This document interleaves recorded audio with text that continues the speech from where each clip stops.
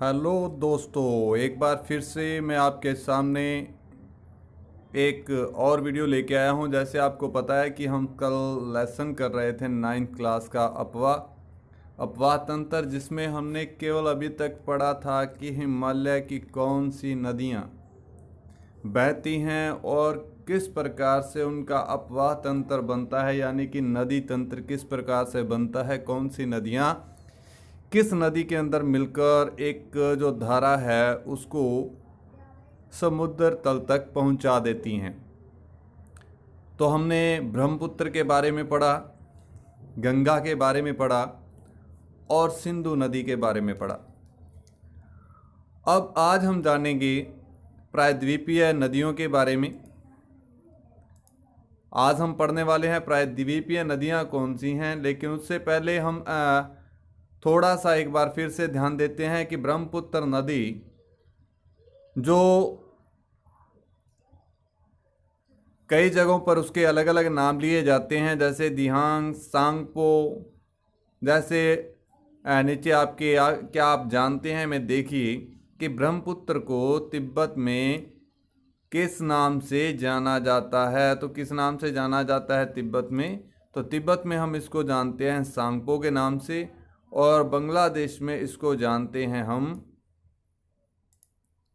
किस नाम से जानते हैं? जमुना के नाम से जानते हैं। तो तिब्बत एक शीत एवं शुष्क क्षेत्र है, अतः यहाँ इस नदी में जल एवं सिल्ट की मात्रा बहुत कम होती है। भारत में यह उच्च वर्षा वाले क्षेत्र से होकर गुजरती है। तो किसकी बात करते हैं? ब्रह्मपुत्र नदी की बात कर रहे हैं कि जो ब्रह्मपुत्र नदी है वो तिब्बत जो एक शीत यानी कि ठंडा और शुष्क यानी कि कम वर्षा वाला क्षेत्र है, वहां पर क्या होता है कि जल में सिल्ट की मात्रा जो है वो काफी कम होती है। तो भारत में यह उच्च वर्षा वाले क्षेत्र से होकर गुजरती है। तो क्या कहता है कि जहां पर भारत में सबसे अधिक वर्षा होती है उस जगह से होकर गुजरती है। क्या गुजरती है? ब्रह्मपुत्र नदी।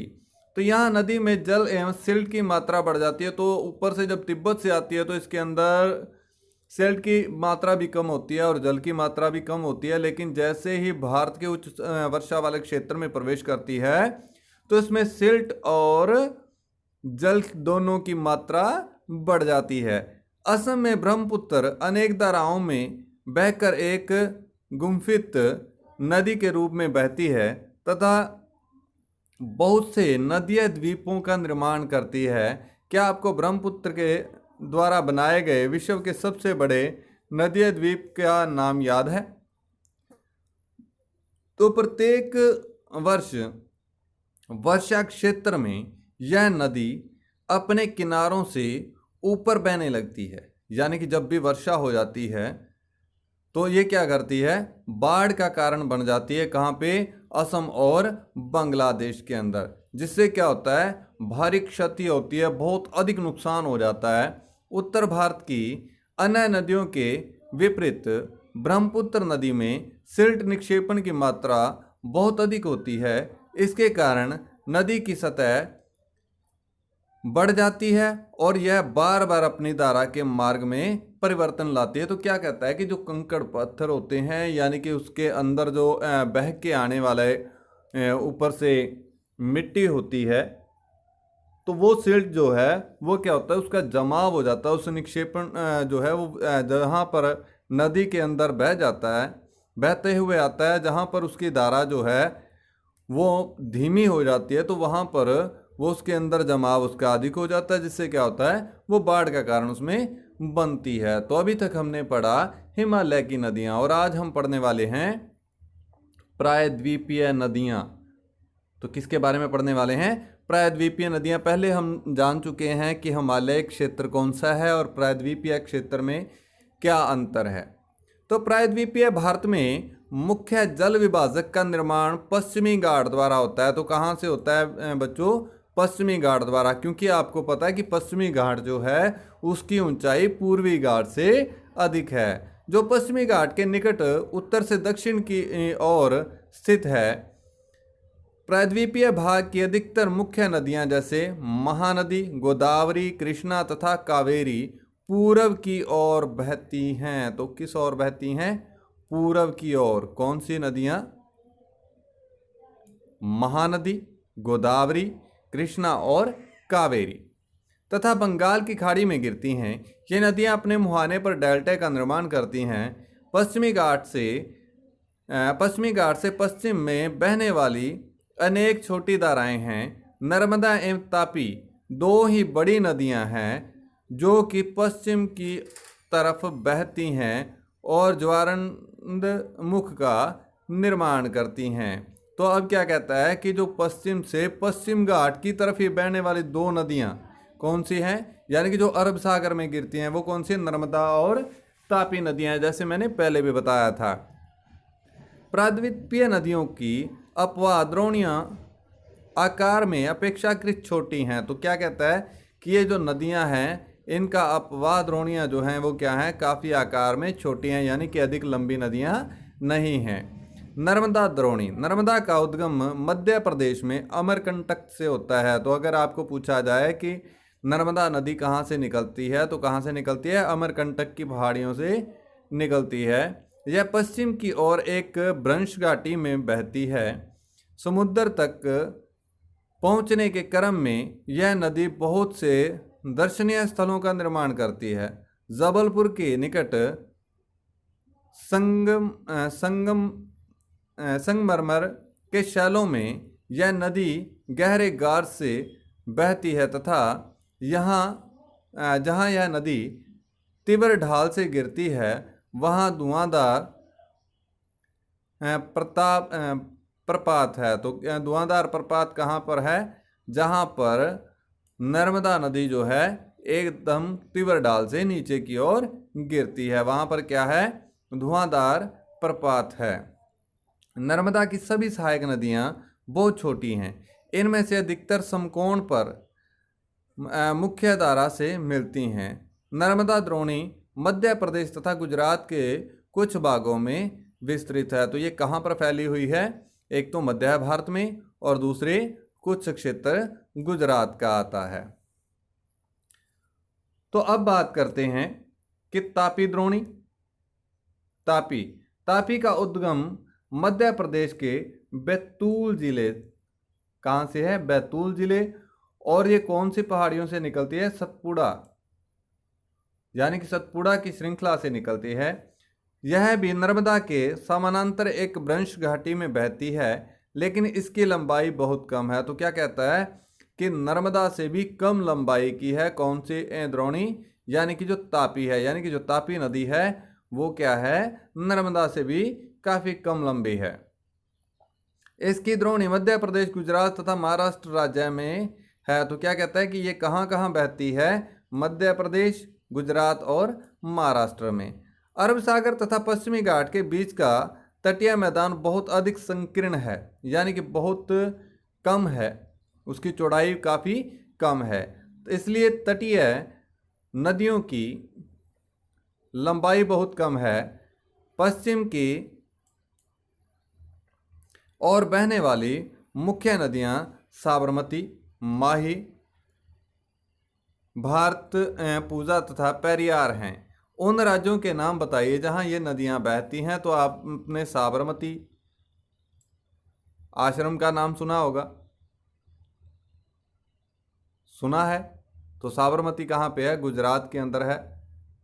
पेरियार मैंने पहले भी कई बार आपको करवाया है कि पेरियार जो है वो केरल के नीचे वाले हिस्से में है। तो गोदावरी द्रोणी, गोदावरी सबसे बड़ी प्रायद्वीपीय नदी है। यह महाराष्ट्र के नासिक जिले में पश्चिम घाट की ढालों से निकलती है। इसकी लंबाई 1500 किलोमीटर है। तो कितनी है? 1500 किलोमीटर है। किसकी लंबाई है? गोदावरी की है। गोदावरी क्या है? प्रायद्वीपीय नदियों में सबसे लंबी है। जो कहाँ से निकलती है? महाराष्ट्र के नासिक जिले से। कौन से जिले से निकलती है? नासिक जिले से निकलती है। यह बहकर बंगाल की खाड़ी में गिरती है। प्रायद्वीपीय नदियों में इसका अपवाह तंत्र सबसे बड़ा है। इसकी द्रोणी महाराष्ट्र, मध्य प्रदेश, उड़ीसा तथा आंध्र प्रदेश में स्थित है। गोदावरी में अनेक सहायक नदियाँ मिलती हैं, जैसे पूर्णा, वर्धा, प्राणहिता, मांजरा, मेनगंगा तथा पेनगंगा। तो ये सभी नाम आप याद भी रख सकते हैं कि ये नाम किन के हैं, जो नदियाँ गोदावरी में गिरती हैं। इनमें से अंतिम तीनों सहायक नदियाँ बहुत बड़ी हैं। बड़े आकार और विस्तार के कारण इसे दक्षिण गंगा या वृद्ध गंगा के नाम से भी जाना जाता है। तो गोदावरी को क्या बोला जाता है, और दक्षिण गंगा या वृद्ध गंगा के नाम से भी जाना जाता है। आगे बात करते हैं महानदी, जिसके ऊपर हीराकुंड बांध बना हुआ है। महानदी का उद्गम छत्तीसगढ़ की उच्च भूमि से है। तो कहाँ से है, छत्तीसगढ़ की उच्च भूमि जो है वहाँ से निकलती है। कौन सी, महानदी। तथा यह उड़ीसा में बहते हुए बंगाल की खाड़ी में मिल जाती है। और इसकी लंबाई कितनी है, अगर महानदी की लंबाई पूछी जाए तो 860 किलोमीटर है। कितनी है, 860। और ये कौन से राज्यों से होकर बहती है, महाराष्ट्र, छत्तीसगढ़, झारखंड तथा उड़ीसा में। आगे बात करते हैं कृष्णा की। महाराष्ट्र के पश्चिमी घाट में महाबलेश्वर के निकट एक स्रोत से निकलकर कृष्णा लगभग 1400 किलोमीटर बहकर बंगाल की खाड़ी में गिरती है। तो यानी कि इसकी लंबाई कितनी है कृष्णा नदी की, तो 1400 किलोमीटर है। इसमें गिरने वाली नदियां कौन सी हैं, तुंगभद्रा, कोयना, घाटप्रभा, मूसी तथा भीमा। तो इसकी क्या है, सहायक नदियां हैं। और इसके बहने का स्थान कौन सा है, महाराष्ट्र, कर्नाटक तथा आंध्र प्रदेश। ये 3 राज्य हैं जिसके अंदर कृष्णा नदी बहती है। आगे बात करते हैं कावेरी। कावेरी का जो है पहले विवाद रहा है, जल विवाद भी काफ़ी सुर्खियों में रहा। चलो उसके बारे में भी आगे चलकर आपको बताएंगे। लेकिन कावेरी पश्चिमी घाट के ब्रह्मगिरी श्रृंखला से निकलती है तथा तमिलनाडु में कुडलूर के दक्षिण में बंगाल की खाड़ी में मिल जाती है।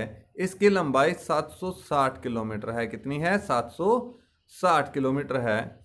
इसकी प्रमुख सहायक नदियां हैं अमरावती, भवानी, हेमावती तथा काम्बिनी। और ये कहाँ से कहाँ तक बहती है, तमिलनाडु, केरल तथा कर्नाटक में विस्तृत है। भारत में दूसरा सबसे बड़ा जलप्रपात कावेरी नदी बनाती है। इसे शिवसमुद्रम के नाम से जाना जाता है। तो उसका नाम क्या है जलप्रपात का, शिवसमुद्रम के नाम से उसको जाना जाता है। प्रपात द्वारा उत्पादित विद्युत मैसूर, बेंगलोर तथा कोलार स्वर्ण क्षेत्र को प्रदान की जाती है। तो कोलार की खान के बारे में आपने सुना होगा कि जहाँ से सोना निकाला जाता है। तो भारत का सबसे बड़ा जलप्रपात कौन सा है, अभी आपने उसके बारे में पढ़ा है कि शिवसुंदरम जो है वो जलप्रपात सबसे बड़ा है। इन बड़ी नदियों के अतिरिक्त कुछ छोटी नदियां हैं जो पूर्व की तरफ बहती हैं। दामोदर, ब्राह्मणी, वैतरणी तथा स्वर्णम रेखा कुछ महत्वपूर्ण उदाहरण हैं। अपने एटलस में यानी कि मानचित्र में इसकी स्थिति ज्ञात कर सकते हैं। तो हम जब मैप करेंगे तो उसके बारे में जानकारी प्राप्त करेंगे। पृथ्वी के धरातल का लगभग 7% भाग जल से ढका है। 71%, कितना है, 71% भाग जो है वो जल से ढका है। लेकिन इसका 97% जल लवणीय है। तो अब आपको याद रखने वाली बात है कि अगर आपके पास क्वेश्चन आए कि पृथ्वी के कितने प्रतिशत भूभाग पर जल है, तो 71% है। और उसमें से लवणीय कितना है, यानी कि जो पीने योग्य नहीं है, वो है 97%। केवल 3% ही स्वच्छ जल के रूप में उपलब्ध है, जिसका 3/4 भाग हिमानी यानी कि बर्फ के रूप में जमा हुआ है। तो अब बात करेंगे हम, ये बात की थी हमने नदियों की, अब बात करेंगे झीलों की कि झील कहाँ कहाँ पे हैं और किस रूप में विस्तृत हैं। कश्मीर घाटी में तथा प्रसिद्ध डल झील, नाव वाले घरों तथा शिकारा से तो आप परिचित ही होंगे, जो प्रत्येक वर्ष हजारों पर्यटकों को आकर्षित करते हैं। इसी प्रकार आप अन्य झील वाले स्थानों पर भी गए होंगे। वहाँ नौकायान, तैराकी एवं अन्य जलीय खेलों का आनंद लिया होगा। कल्पना कीजिए कि अगर कश्मीर, नैनीताल एवं दूसरे पर्यटन स्थलों पर झीलें नहीं होती, तब क्या वे उतना ही आकर्षित करते जितना कि आज कर रहे हैं। तो अब क्वेश्चन आपके ऊपर किया गया कि क्या आप, अगर वहाँ पर झीलें ना होती तो क्या आप वहाँ पर जाते। तो बात करता है, क्या आप कभी ये जानने की कोशिश की कि इन पर्यटकों को आकर्षित करने के लिए किसी स्थान पर झीलों का क्या महत्व है। यानी कि जो पर्यटन है, जो पर्यटक हैं, वो किसके लिए आकर्षित होते हैं, झीलों के कारण ही। पर्यटकों के आकर्षण के अतिरिक्त मानव के लिए अन्य कारणों से भी झीलों का महत्व है। पृथ्वी की सतह के गर्त वाले भागों में जहाँ जल जमा हो जाता है उसे झील कहते हैं। तो क्या कहता है कि जो गर्त होते हैं, जो गड्ढे होते हैं, जहाँ पर जल इकट्ठा हो जाता है, यानी कि पृथ्वी की वो नीचे भाग गर्त, जहाँ पर क्या हो जाता है, जल इकट्ठा हो जाता है, उसको क्या बोला जाता है, झील बोला जाता है। तो बड़े आकार वाले झीलों को क्या बोला जाता है, समुद्र बोल दिया जाता है। कैप्सियन, मृत तथा अरल सागर, ये उसके उदाहरण हैं। भारत में भी बहुत सी झीलें हैं। ये एक दूसरे से आकार तथा अन्य लक्षणों में भिन्न हैं। अधिकतर झीलें स्थायी होती हैं तथा कुछ में केवल वर्षा ऋतु में ही पानी होता है, जैसे अंतर्देशीय अपवाह वाले अर्ध शुष्क क्षेत्रों की द्रोणी वाली झीलें। यहाँ कुछ ऐसी झीलें हैं जिनका निर्माण हिमानियों एवं बर्फ चादर की क्रिया के फलस्वरूप हुआ है, जबकि कुछ अन्य झीलों का निर्माण वायु, नदियों एवं मानवीय क्रियाकलापों के कारण हो गया है। यानी कि कुछ का कारण क्या था, हिमानियाँ थी, तो कुछ का कारण बने मानवीय कारक और हवा। एक विसर्प नदी बाढ़ वाले क्षेत्रों में कटकर गोखुर झील का निर्माण करती है। तो अब क्या कहता है कि जो विसर्प होते हैं उनके पास क्या होता है कि जब नदी जो है अपना रुख बदल लेती है तो वो विसर्प जो है वो कटकर एक गोखुर के रूप में परिवर्तित हो जाता है, यानी कि बदल जाता है। सिफ्ट तथा बार तटीय क्षेत्रों में लैंगून का निर्माण करते हैं, जैसे चिल्का झील, पुलिकट झील तथा कोलेरू झील। अंतर्देशीय भागों वाली झीलें कभी कभी मौसमी होती हैं। उदाहरण के लिए राजस्थान की सांबर झील, जो एक लवण जल वाली झील है। तो ये क्या लवणीय झील कौन सी, खारे पानी की झील कौन सी है, सांबर झील। इसके जल का प्रयोग नमक के निर्माण के लिए किया जाता है। किसके निर्माण के लिए होता है, नमक का निर्माण करने के लिए। कौन सी झील से नमक बनाया जाता है, सांबर झील से, और ये कहाँ पर है, राजस्थान के अंदर है। मीठे पानी की अधिकांश झीलें हिमालय क्षेत्र में हैं। ये मुख्यतः हिमानी द्वारा बनी हैं। हिमानी यानी कि बर्फ के कारण। दूसरे शब्दों में ये तब बनी जब हिमानियों ने या कोई द्रोणी गहरी बनाई, यानी कि हिम नदियों के कारण।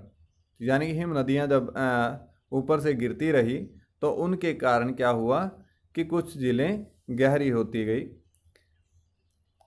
द्रोणी गहरी बनाई जो बाद में हिम पिघलने से भर गई, या किसी क्षेत्र में शिलाओं अथवा मिट्टी से हिमानी मार्ग बंध गए। इसके विपरीत जम्मू तथा कश्मीर की वुलर झील भूगर्भीय क्रियाओं से बनी है। यह भारत की सबसे बड़ी मीठे पानी वाली प्राकृतिक झील है। तो सबसे बड़ी मीठे पानी वाली प्राकृतिक झील कौन सी है, तो वो है वुलर झील। कहाँ पे है? ये जम्मू कश्मीर में है। कहाँ पे है ये? जम्मू कश्मीर के अंदर। डल झील, भीमताल, नैनीताल, लोकताक तथा बड़ा पानी कुछ अन्य महत्वपूर्ण मीठे पानी की झीलें हैं। इसके अतिरिक्त जल विद्युत उत्पादन के लिए नदियों पर बांध बनाने से भी झील का निर्माण हो जाता है। यानी कि झील है क्या कि जहाँ पर बड़े पैमाने पर पानी इकट्ठा हो जाता है, वो क्या किसका रूप धारण कर लेती है? झील का। और जो काफ़ी बड़ी झीलें बन जाती हैं वो क्या बन जाते हैं? समुद्र बन जाते हैं। तो अब क्या है, क्या कहते हैं कि बहुत सारी नदियों के ऊपर भी जल विद्युत बनाने के लिए बांध बनाए जाते हैं, जिसको हम बहुउद्देशीय परियोजना के नाम से भी जानते हैं। जैसे गुरु गोविंद सागर यानी कि भाखड़ा नांगल परियोजना, जिसको नाम दिया गया। झीलें मानव के लिए अत्यधिक लाभदायक होती हैं। एक झील नदी के बहाव को सुचारू बनाने में सहायक होती है। अत्यधिक वर्षा के समय यह बाढ़ को रोकती है तथा सूखे के मौसम में यह पानी के बहाव को संतुलित करने में सहायता करती है। झीलों का प्रयोग जल विद्युत उत्पादन करने में भी किया जाता है। ये आसपास के क्षेत्रों की जलवायु को सामान्य बनाती हैं। तो यहाँ पर आप क्वेश्चन बना सकते हैं कि झीलों का मानव के जीवन में क्या महत्व है। तो आप देख सकते हैं कि वहाँ से बिजली पैदा की जाती है, वो सूखे के मौसम में नदियों के अंदर पानी मुहैया करवाती हैं, फिर आसपास के मौसम को संतुलित किए रखती हैं। जल विद्युत इसी से पैदा होती है। जलीय परितंत्र को संतुलित रखती हैं। झीलों को प्राकृतिक सुंदरता व पर्यटन को बढ़ाती हैं तथा हमें मनोरंजन प्रदान करती हैं। तो आप इसमें क्वेश्चन बना सकते हैं, बड़े क्वेश्चन का निर्माण कर सकते हैं, जैसे मनोरंजन प्रदान करना, पर्यटन को बढ़ावा देना, जल विद्युत जल बनाना,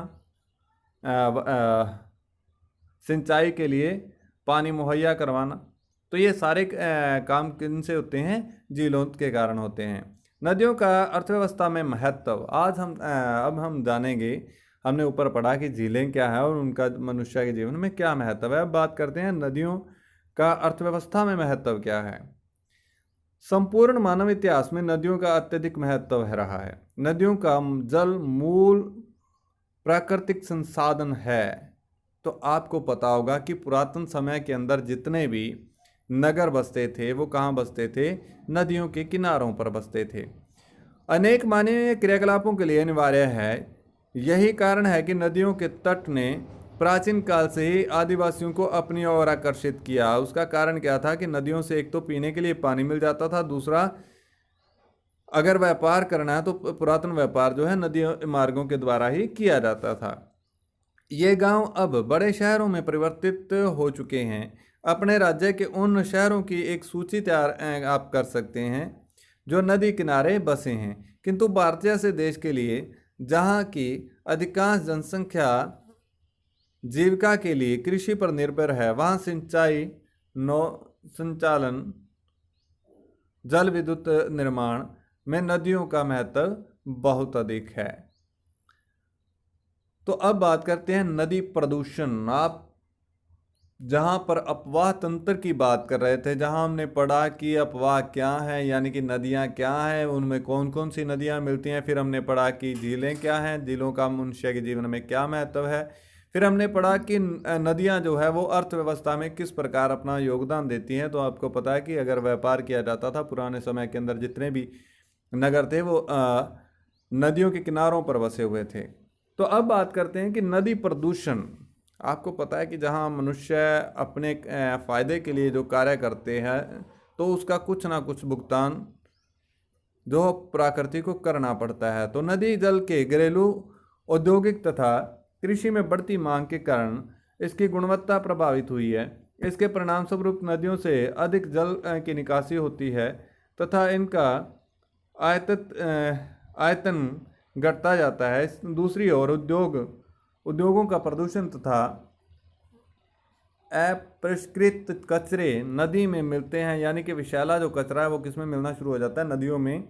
यह केवल जल की गुणवत्ता को ही नहीं बल्कि नदी के स्वतः स्वच्छीकरण की क्षमता को भी प्रभावित करता है। उदाहरण के लिए दिए गए समुचित जल प्रवाह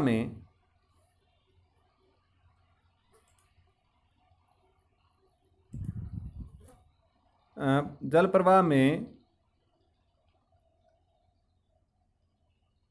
गंगा का जल लगभग 20 किलोमीटर क्षेत्र में फैले बड़े शहरों की गंदगी को तनु करके समाहित कर सकता है, लेकिन लगातार बढ़ते हुए औद्योगिकरण एवं शहरीकरण के कारण ऐसा संभव नहीं हो पाता तथा अनेक नदियों में प्रदूषण का स्तर बढ़ता जा रहा है।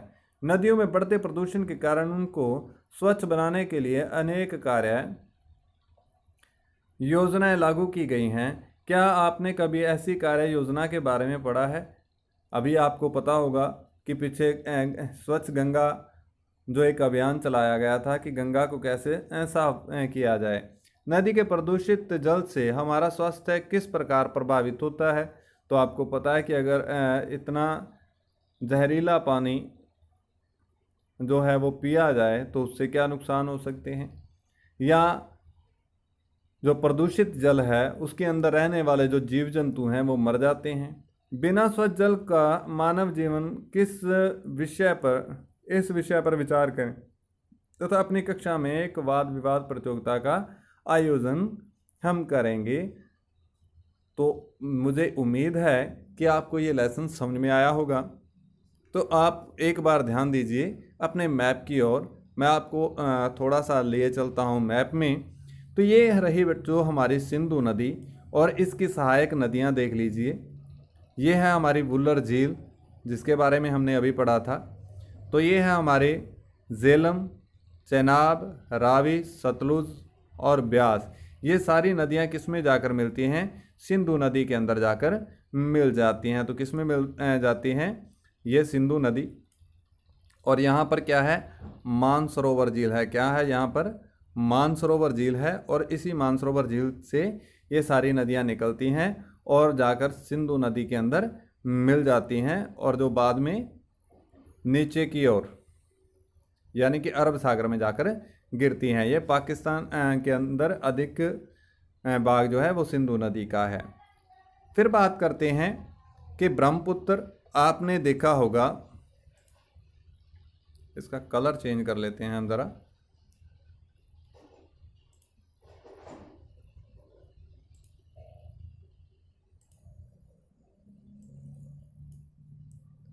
आपने देखा कि यहाँ से निकली हुई ये तिब्बत के अंदर से निकलने वाली सांगपो नदी यानी कि ब्रह्मपुत्र नदी आगे ये बदल जाती है दिहांग, और ऊपर से होती हुई लोहित। ये दोनों ही नदियाँ आगे चलकर ब्रह्मपुत्र का निर्माण करती हैं और ये बांग्लादेश के अंदर एंटर कर जाती हैं। और इधर से आने वाली ये गंगा यानी कि अमरकंटक और भागीरथी दोनों गंगा नदी के अंदर मिल जाती हैं। और ये गंगा नदी के अंदर यमुना नदी मिलती है, घाघरा मिलती है, गंडक मिलती है, कोसी नदी में मिलकर इसका एक छोटा भाग जो है वो नीचे की ओर पश्चिम बंगाल के अंदर चला जाता है और बाकी का भाग जो बांग्लादेश के अंदर चला जाता है, जहाँ पर बांग्लादेश के अंदर ब्रह्मपुत्र और गंगा नदी दोनों मिलती हैं और जो वो धारा बनाती हैं वो कौन सी बन जाती है? मेघना। और यहाँ पर क्या है बच्चों? मेघना। ध्यान रखने वाली बात है। तो इसके बाद हमने बात की थी, ये थी हमारी कौन सी नदियाँ? हिमालय नदियाँ। और इसके बाद ये क्या है? नीचे वाली हमारी प्रायद्वीपीय नदियाँ। आपको पता है कि नीचे पठार और प्रायद्वीप हैं। तो यहाँ से ये है हमारी महानदी, ये है चिल्का झील, और यहाँ पर कोलेरू झील। और यहाँ पर आप देखते हैं नर्मदा नदी जो यहाँ से निकलती है और कहाँ पर गिरती है? अरब सागर में, और तापी अरब सागर में गिरती है।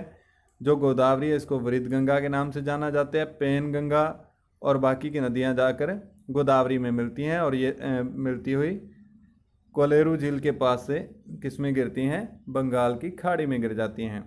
ये कृष्णा नदी जिसके अंदर तुंगभद्रा, नागार्जुन ये गिर जाती हैं और ये भी पश्चिम बंगाल की खाड़ी के अंदर चली जाती हैं। और ये रही हमारी पुलकित झील, ये कावेरी नदी। तो यहाँ पे है आपकी पेरियार। तो इस प्रकार आपने इस लेसन को बड़े गौर से देखना है और मुझे उम्मीद है कि आपको समझ में भी आएगी। आपको मैप बोर्ड पर भी करवाया जाएगा, जल्दी मैं कोशिश करूँगा कि आपको मैप जो है बोर्ड के ऊपर भी करवाया जाए।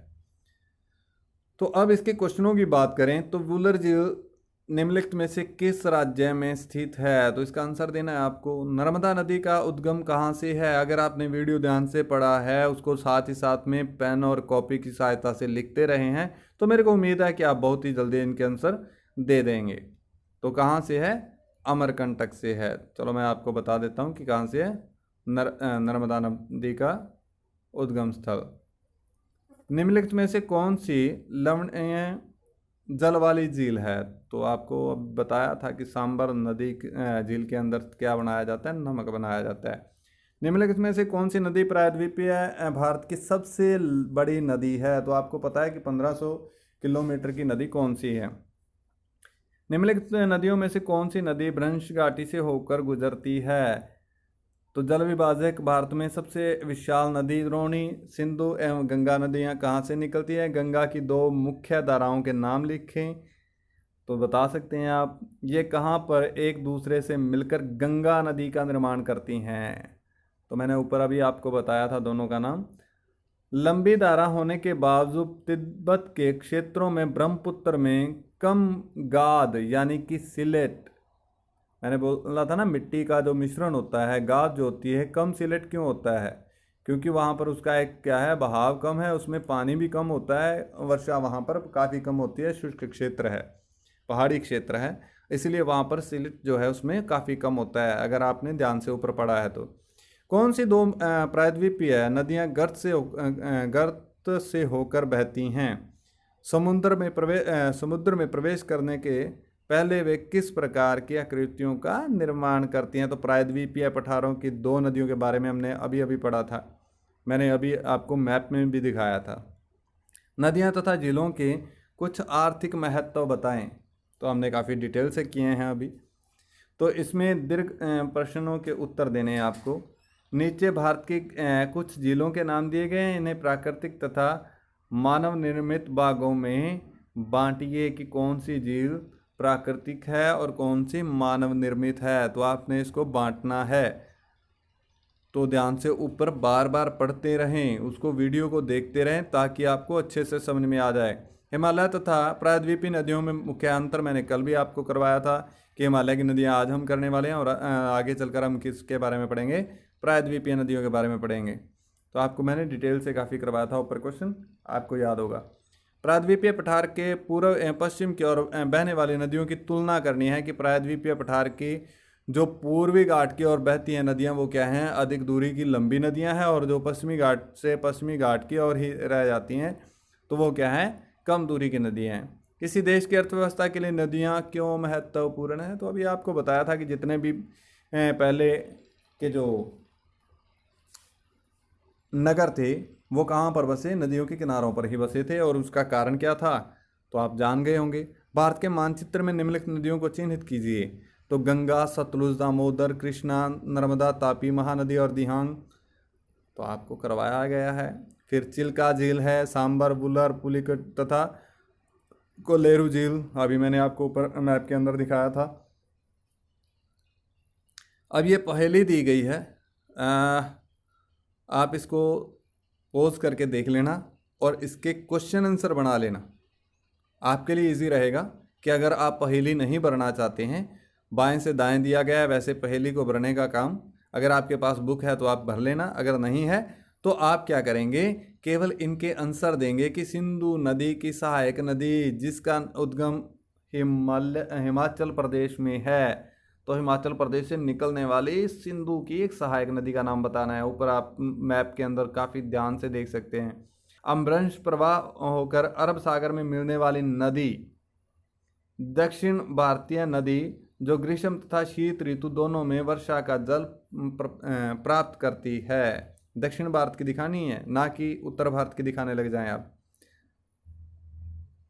लद्दाख, गिलगित तथा पाकिस्तान से होकर बहने वाली नदी, तो आपको पता है कि सिंधु नदी जो है इसी साइड में होकर बहती है। भारतीय मरुस्थल की एक महत्वपूर्ण नदी, तो लूनी का आप नाम दे सकते हैं। पाकिस्तान में चनाब से मिलने वाली नदी कौन सी है? यमुनोत्री हिमानी से निकलने वाली नदी। तो आपको सारे क्वेश्चन जो हैं, जो पीछे आपने ये दो जो वीडियो देखी होंगी इसी लेसन की अपवाह क्षेत्र की, तो इसके अंदर सारे क्वेश्चनों के आपके आंसर हैं। प्लीज़ उसे ध्यान से देखिए और करने की कोशिश कीजिए। काफ़ी मज़ा आएगा आपको काम करने में, अगर आप बार बार उसको देख के खुद आंसर देने की कोशिश करेंगे। वैसे मैं इसके आंसर डाल सकता था, लेकिन इसीलिए नहीं मैं डाल रहा हूँ कि आप कुछ खुद देखें और इसको करने की कोशिश करें। मेरे को उम्मीद है कि आपको समझ में आया होगा। धन्यवाद।